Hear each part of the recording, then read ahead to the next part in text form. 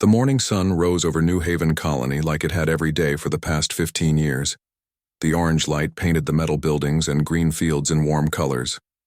Jake Morrison stood on his office balcony, drinking coffee from his favorite mug. He watched the farmers walking to their fields and the children running to school. Jake had been the colony administrator for 8 years now. He was a tall man with gray hair and kind eyes. Everyone in the colony trusted him. When problems came up, they always went to Jake first. He never let them down. The colony had grown from just a few hundred people to 50,000. They had built homes, schools, hospitals, and farms. The planet Kepler 442c had good soil and clean water. The weather was mild most of the year. It was a perfect place for humans to live. Lisa Carter walked up the stairs to Jake's office. She was the chief security officer and Jake's oldest friend on the planet. Lisa was shorter than Jake, but tougher than most men. She had short black hair and sharp green eyes that missed nothing. "Morning, Jake," Lisa said. She looked tired. "I just finished the night patrol reports. Everything is quiet." "Good," Jake said. "Any word from the mining teams?" "Tom's crew found another copper deposit near the eastern mountains. Should keep the factories busy for months." Jake nodded. The colony needed metal to build more homes and equipment. More families arrived from Earth every few months. They all needed places to live and work. The school bell rang across the colony. Children's voices filled the air as they ran to their classes. Amy Rodriguez was probably already at her desk, getting ready for another day of teaching. She had been the head teacher since the colony started. The children loved her. "Speaking of children," Lisa said with a smile, "I saw Danny Walsh helping old Mr. Peterson with his garden again yesterday." Jake smiled too. Everyone in the colony knew Danny Walsh. The 8-year-old boy was like sunshine wherever he went. He had bright blonde hair and blue eyes that sparkled when he laughed. His parents, Paul and Nina Walsh, were engineers who worked on the colony's power systems. Danny was special. He wasn't just smart for his age. He was kind in a way that made adults stop and think. Last week, he had given his lunch to a new kid who was too shy to eat in the cafeteria. The week before, he had spent his allowance on flowers for Mrs. Kim when her husband died. "That boy has a heart bigger than this whole planet," Jake said. "His parents raised him right," Lisa agreed. "Paul and Nina should be proud." Down in the colony's central square, people were starting their daily routines. The baker was opening his shop. The mechanics were checking the solar panels. The doctors were walking to the medical center. It was a normal, peaceful morning. Danny Walsh ran down the main street, his backpack bouncing on his shoulders. He was late for school again, but Miss Rodriguez never got angry at him. She knew he was probably helping someone on his way. "Hi, Mr. Jake." Danny waved up at the balcony where Jake and Lisa stood. Jake waved back. "Get to school, Danny. Don't keep Miss Rodriguez waiting." Danny laughed and ran faster. His voice echoed off the buildings as he disappeared around a corner. In the fields, outside the colony, farmers were checking their crops. The corn was growing tall and green. The wheat was almost ready for harvest. New Haven produced enough food to feed everyone and still had extra to trade with other colonies. The colony had a small spaceport where ships came and went. Most were cargo ships bringing supplies from Earth or other human worlds. Sometimes passenger ships arrived with new families looking for a fresh start. Paul Walsh was working in the power station when his wife Nina came to visit. She brought him lunch and a kiss on the cheek. "Danny was excited about the field trip today," Nina said. "Miss Rodriguez is taking the class to see the forest preserve." "He loves those trips," Paul said. "Remember last month when he found that weird blue flower? He talked about it for weeks." Nina laughed. "He wants to be a scientist when he grows up, just like his parents." Paul smiled. He and Nina had come to New Haven to build a better life. They wanted their son to grow up free, away from the crowded cities of Earth. Here, Danny could run and play and explore. He could be a normal kid. The forest preserve was just outside, the colony's main area. It had tall trees with purple leaves and strange animals that looked like rabbits but were bright green. The colonists had made rules to protect the local wildlife. They wanted to live alongside the planet's natural life, not destroy it.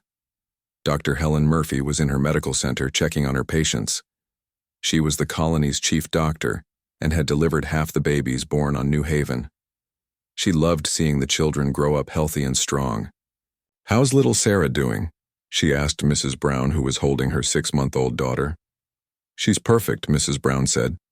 "Growing fast and sleeping through the night." Dr. Murphy smiled. "That's what we like to hear." Outside the colony's defense ships flew their daily patrols. Captain Alex Bennett led a small team of pilots who kept watch over New Haven's airspace. They had never seen any threats, but they stayed ready just in case. The ships were small and fast, designed more for rescue missions than fighting.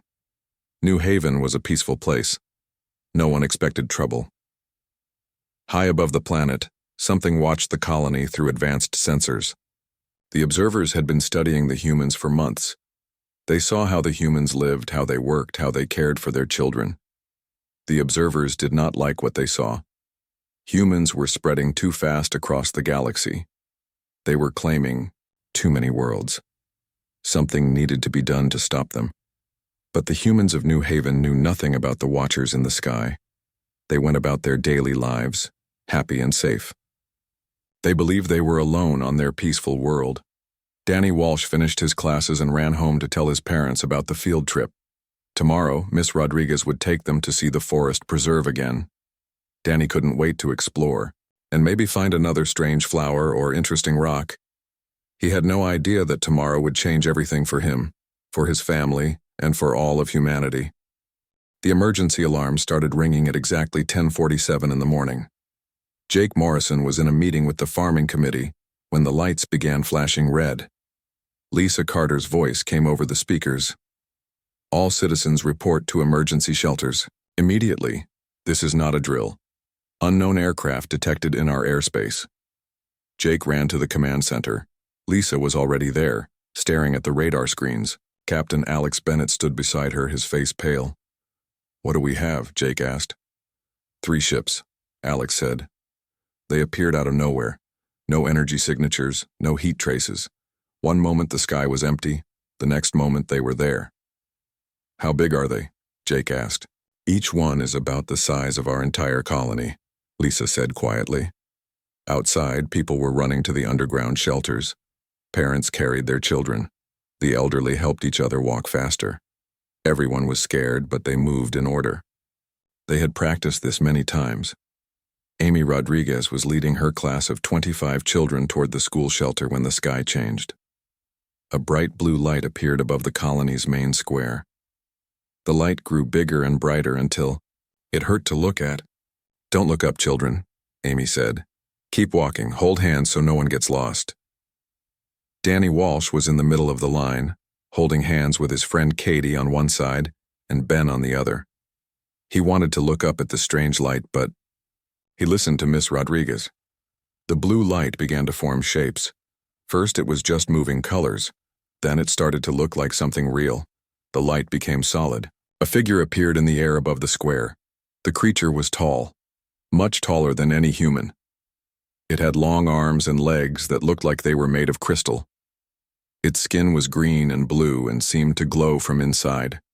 It had 4 eyes that blinked in different patterns. When it moved, it made a sound like wind chimes. More figures appeared around the first one. They all looked the same, but with different colored skin. Some were purple, some were silver, some were gold. They floated in the air like they weighed nothing. Jake stared at the screens in the command center. The cameras showed the strange beings floating above his colony. He had dreamed of this moment his whole life, first contact with alien life. But something felt wrong. "Are they trying to communicate?" he asked. "Yes," said Dr. Murphy, who had joined them. "But not in any way we understand. They're sending signals, on frequencies that hurt to listen to." The largest alien, the one with golden skin, began to speak. Its voice came from everywhere at once. It spoke in perfect English, but the words sounded cold and empty. "Humans of this small settlement," the alien said. "I am High Chancellor Vexton of the Zephyrian Collective. We have been watching you." Jake picked up the colony's main microphone. "This is Administrator Jake Morrison of New Haven Colony. We welcome you in peace.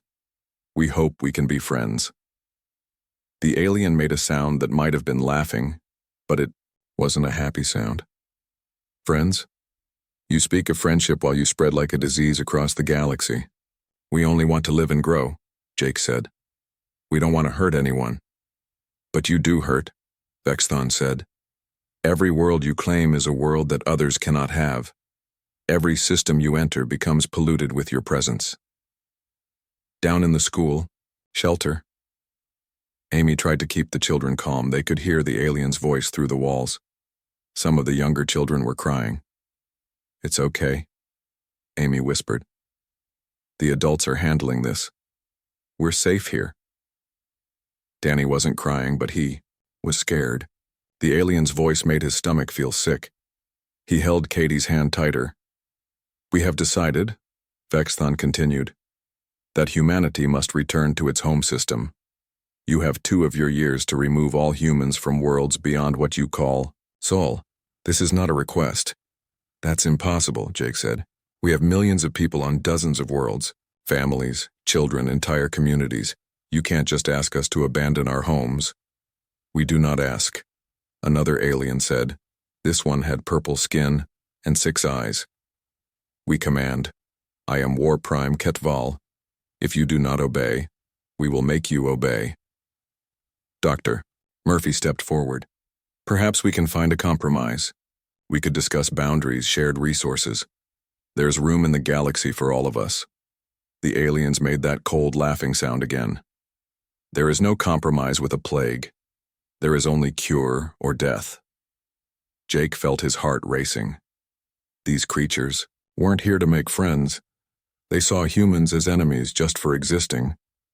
"If we refuse," Jake asked, though he was afraid of the answer, "then you will learn what happens to those who defy the natural order," Vexthon said. "We will teach you through example. We will show you the price of defiance." The golden alien raised one of its long arms. "You have many young ones in your settlement. Children are the future of your species, are they not? Leave our children out of this," Lisa said over the radio. Her voice was full of anger.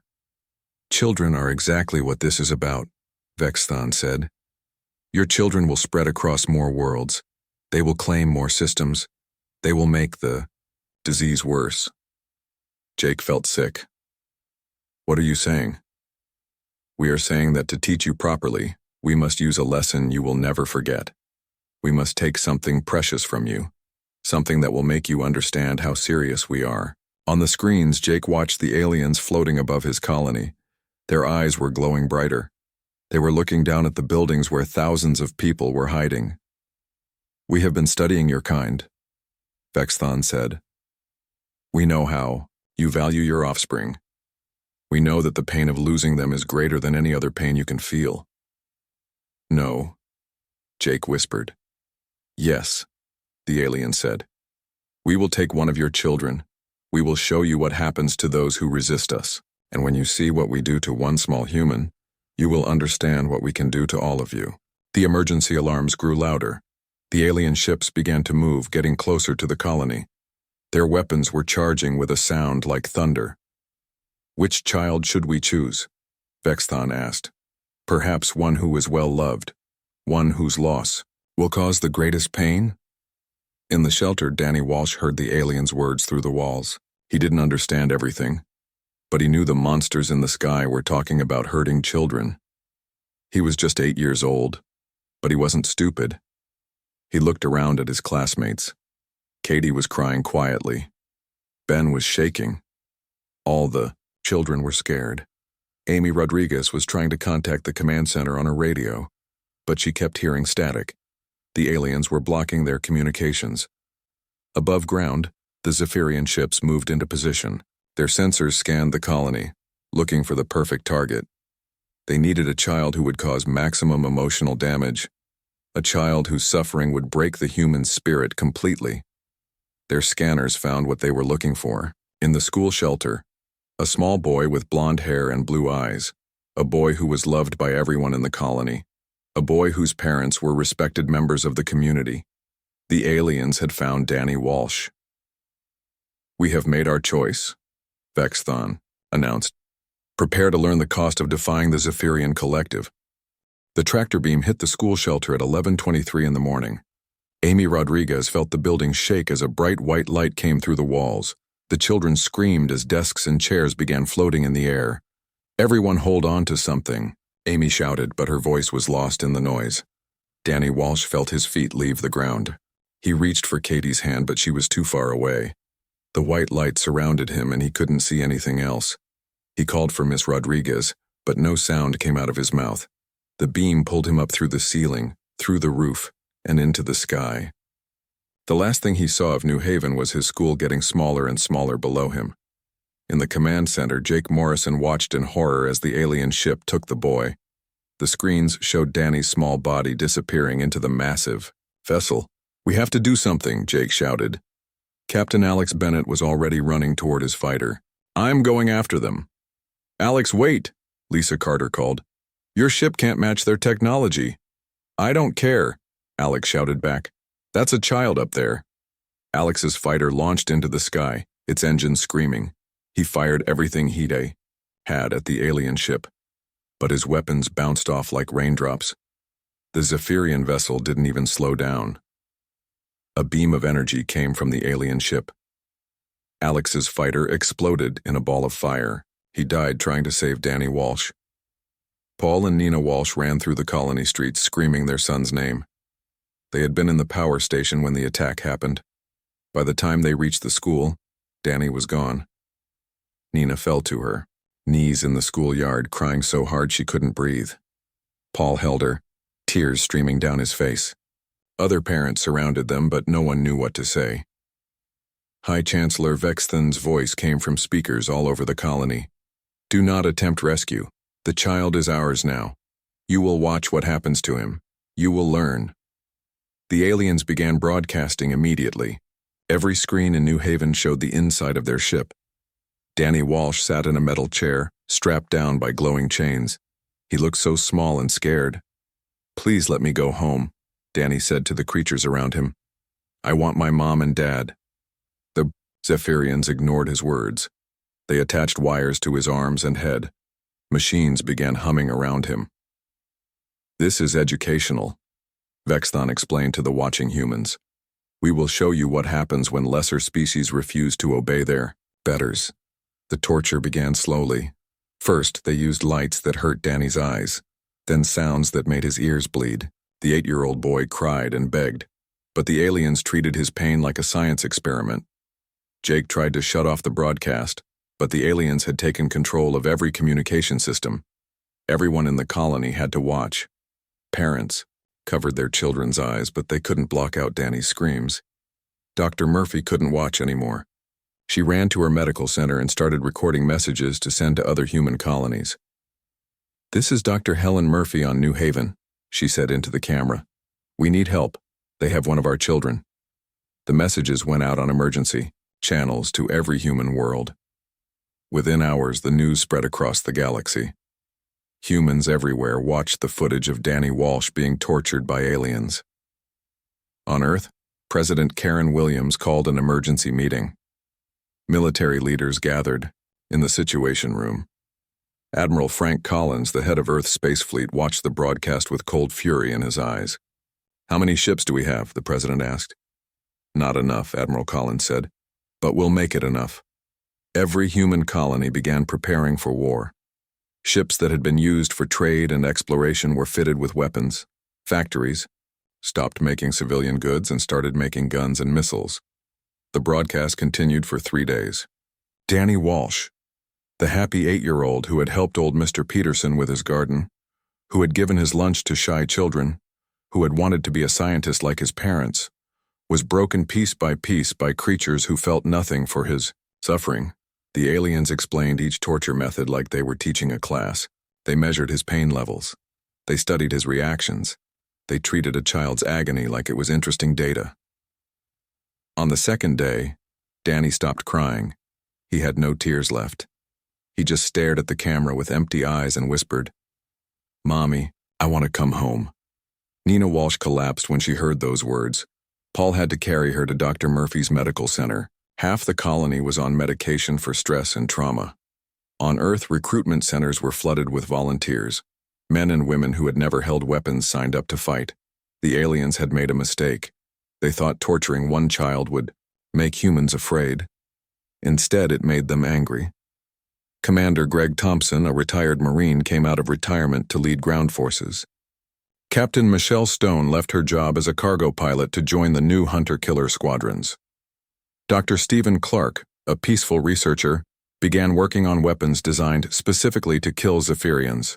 The footage reached human colonies on the far edge of space. Even the most remote outposts sent ships toward Earth. Humanity was gathering its strength. On the third day, the aliens grew tired of their game. High Chancellor Vexthon appeared on the broadcast one final time. "You have seen what happens to those who defy us," he said. "The child's suffering ends now, but remember this lesson. Leave the galaxy beyond your home system or more will suffer like this one." Danny Walsh looked at the camera one last time. His voice was barely a whisper, but every human in the galaxy heard him say, "Tell my mom and dad I love them." Vexthon killed him with a single beam of energy. The 8-year-old boy who had made everyone smile, who had helped anyone who needed it, who had represented the best of humanity, died alone among monsters. The broadcast ended. The alien ships left New Haven's orbit. They dumped Danny's small body outside the colony walls and disappeared into space.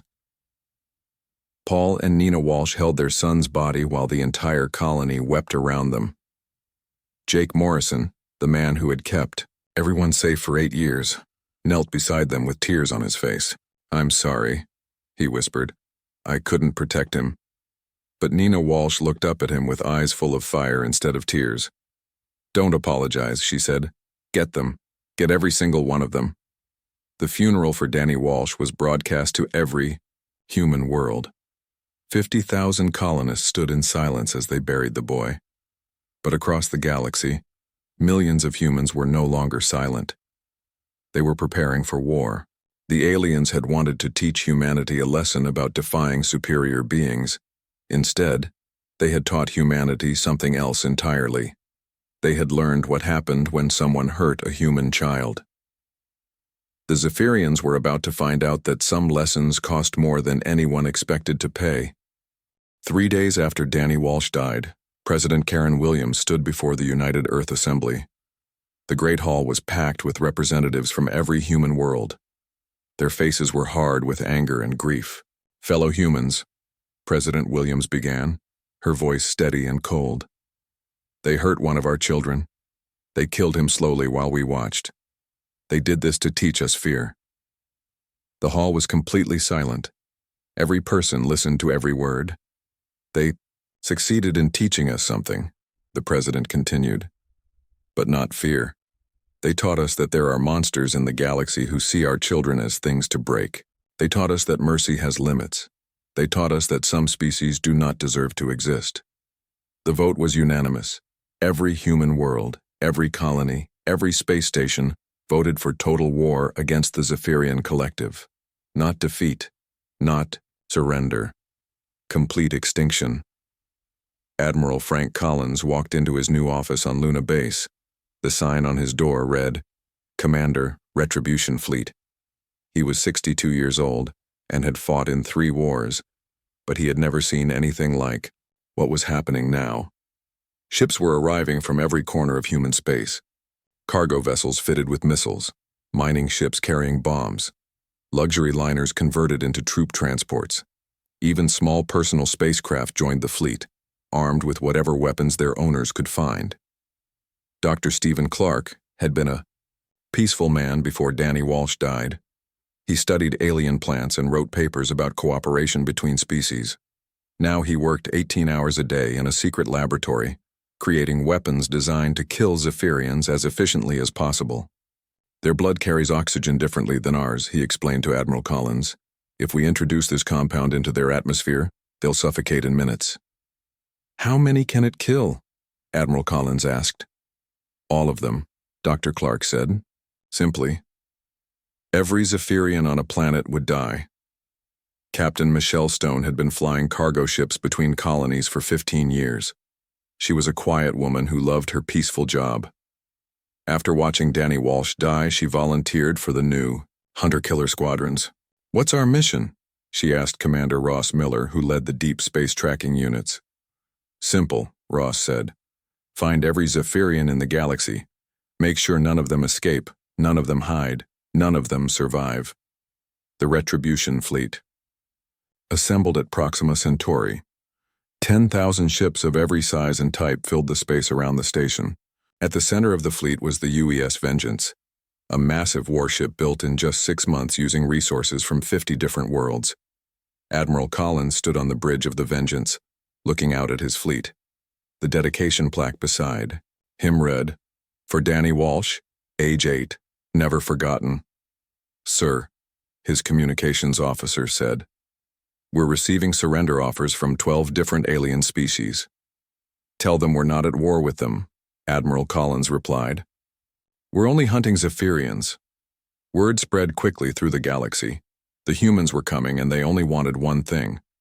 Other alien species began helping them, sharing intelligence about Zephyrian locations. No one wanted to be confused for the enemy when the human fleet arrived. The Zephyrians had been watching the human preparations with growing concern. High Chancellor Vexthon called a meeting of the Collective Council on their homeworld. "The humans are gathering a larger fleet than expected," War Prime Ketval reported. "But they are still primitive. Our shields and weapons are far superior."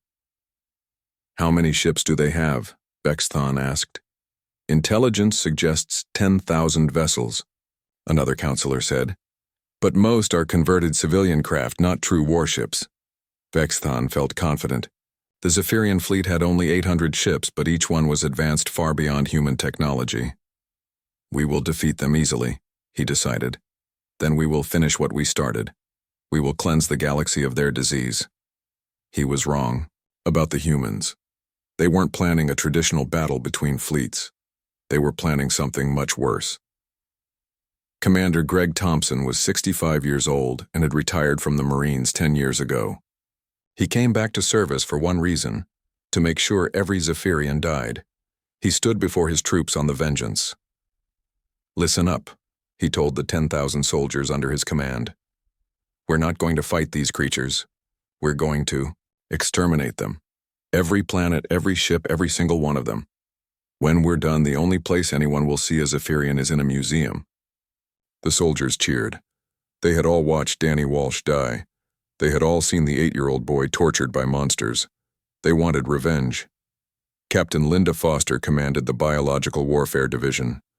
She had been a doctor before the war, saving lives in frontier hospitals. Now she worked with Dr. Clark to create diseases that would kill Zephyrians, but leave other species alone.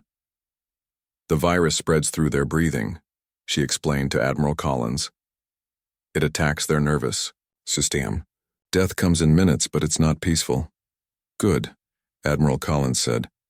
"They showed Danny no mercy. They get none from us." The Retribution fleet left Proxima Centauri on a Tuesday morning.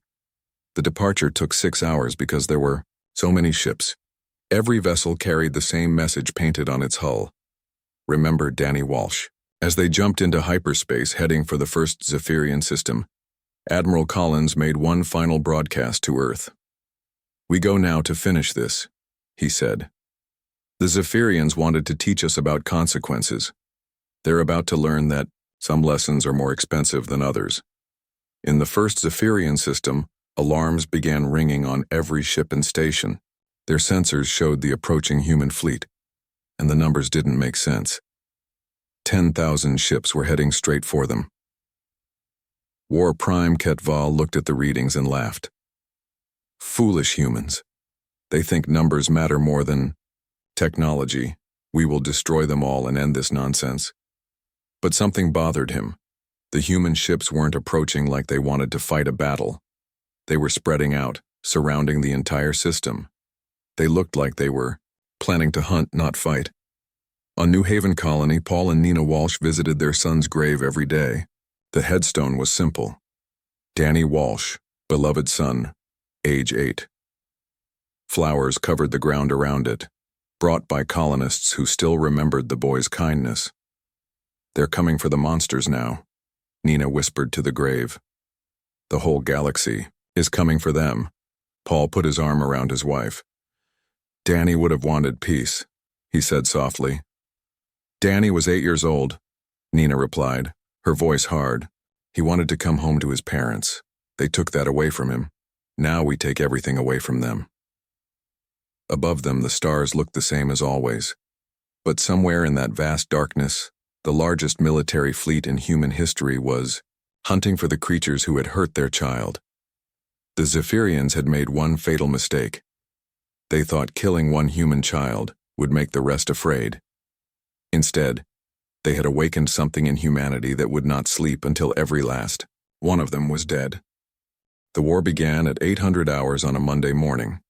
The Retribution fleet dropped out of hyperspace around the first Zephyrian system like a swarm of angry wasps. 10,000 human ships surrounded 3 Zephyrian worlds. War Prime Ketval commanded the system's defenses from his flagship. He watched the human fleet on his screens and still felt confident. Fire all weapons, he ordered. Show these primitives the power of the collective. The Zephyrian fleet attacked with energy beams that could slice through mountains. Their missiles carried enough power to destroy cities. For a few minutes, it looked like they were winning. Several human ships exploded in balls of fire. But the humans kept coming. For every ship they lost, 10 more took its place. The Zephyrians had 800 advanced warships. The humans had 10,000 ships filled with rage. Admiral Collins stood on the bridge of the Vengeance watching his fleet absorb the alien attacks. All ships, he said calmly into his radio. Remember why we're here. Remember Danny Walsh. Captain, Michelle Stone led her hunter-killer squadron straight into the Zephyrian formation. Her ships were smaller and faster than the alien vessels. They flew between the enemy ships, firing everything they had. Target their engines, Michelle ordered. Don't let any of them escape. The battle lasted 4 hours. When it ended, every Zephyrian ship was destroyed. Not one human ship retreated. They fought until they won or died trying. Commander Greg Thompson's troops landed on the first Zephyrian planet while the space battle was still happening. They came down in thousands of transport ships, carrying weapons designed specifically to kill the alien species. The Zephyrians tried to fight back, but they had never faced anything like human infantry. The human soldiers moved through their cities like a flood of death. They showed no mercy, took no prisoners, and left no survivors. Clear every building, Greg ordered his troops. Check every room. I want every Zephyrian on this planet dead by sunset. Dr. Stephen Clark's biological weapons worked perfectly. The virus spread through the alien atmosphere in hours. Zephyrians began dying in their homes, in their ships, in their underground bunkers. The disease found them everywhere. Captain Linda Foster watched the reports coming in from the planet's surface. Virus deployment successful, she reported to Admiral Collins. Estimated time to complete planetary sterilization, 6 hours. The humans didn't stop with one system. They moved to the next and the next and the next. Each time the pattern was the same. Surround the system, destroy the ships, kill everything on the planets. News of the attacks spread throughout Zephyrian space. High Chancellor Vexthon called for emergency meetings with other alien species. He begged them to help fight the humans. They're not just attacking military targets, Vexthon explained to a council of alien leaders. They're killing civilians, children, everyone. This is genocide. The other aliens looked at him with cold eyes. You tortured and killed a human child, said the representative from the Altair Collective. What did you expect would happen? We will not help you, declared the speaker for the Centauri Union. You brought this on yourselves. One by one, every alien species refused to help the Zephyrians. Some even offered to help the humans locate hidden Zephyrian bases. The war continued for 18 months, but it was never really a war. It was an extermination. The humans hunted Zephyrians across the galaxy with cold efficiency. They used every weapon they had and invented new ones when they needed them. Captain Ross Miller's deep space tracking fleets found Zephyrian refugees trying to escape to empty systems. None of them got away. Ross's ships chased them to the edge of known space and destroyed them there. Sir, we've found a group of Zephyrian civilians hiding in the Vega Nebula, one of his officers reported. How many? Ross asked. About 50,000. No military ships, just families trying to survive. Ross thought about Danny Walsh, the 8-year-old boy who had died screaming for his parents. "Kill them all," he said. Dr. Clark developed new weapons faster than the Zephyrians could defend against them. Poison gases that ate through their protective suits. Bombs that turned their own atmosphere into acid. Viruses that made their bodies destroy themselves from the inside. "Is this what we've become?" Dr. Murphy asked him one day. She had come to his laboratory to bring medical supplies. "This is what they made us become," Dr. Clark replied, not looking up from his work. "They wanted to teach us about consequences. Now they're learning." The end came sooner than anyone expected. Captain Michelle Stone's scouts found the Zephyrian homeworld hidden behind a cloud of dark matter. It was heavily defended, with thousands of ships and planetary shields that could stop any normal attack. The humans didn't make a normal attack. They surrounded the system with their entire remaining fleet. 5,000 ships formed a perfect sphere around the Zephyrian homeworld. There was no escape. High Chancellor Vexthon tried to surrender. He broadcast a message to the human fleet. "Begging for mercy, we yield," he said. "We were wrong. Spare our people and we will leave the galaxy forever."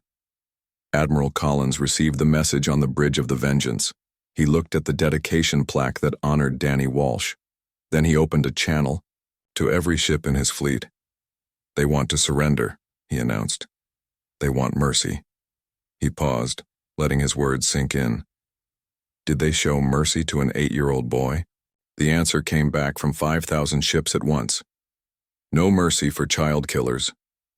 The final battle lasted 1 day. The humans broke through every defense, destroyed every ship, and landed armies on the planet's surface. Commander Greg Thompson led the assault on the Zephyrian capital city. They found High Chancellor Vexithon in his palace hiding in a bunker deep underground. The golden-skinned alien who had ordered Danny Walsh's torture was dragged before Paul and Nina Walsh.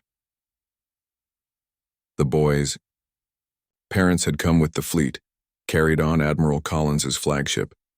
They wanted to see the end of the creatures who had murdered their son. Vexton looked at them with his 4 glowing eyes. "I am sorry," he said. "We made a mistake. Please, show mercy." Paul Walsh stared at the alien who had killed his child.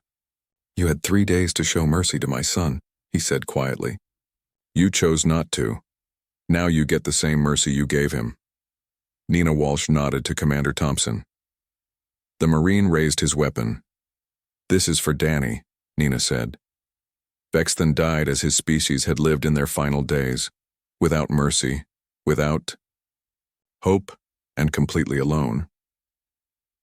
The war ended that day. Every Zephyrian in the galaxy was dead. Their homeworld was empty. Their colonies were silent.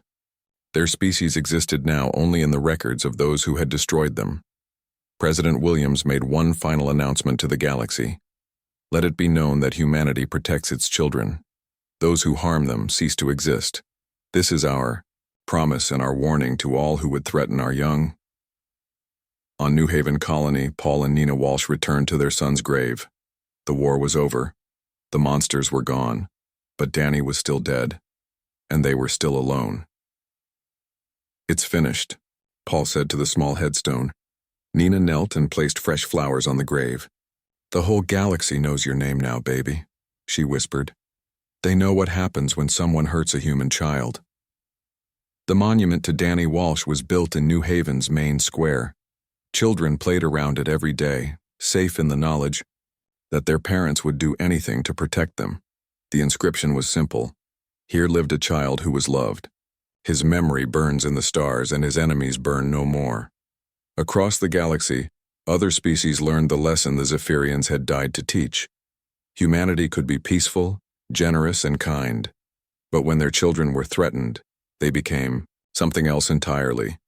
They became the monsters that monsters feared, and in that fear, human children grew up safe among the stars.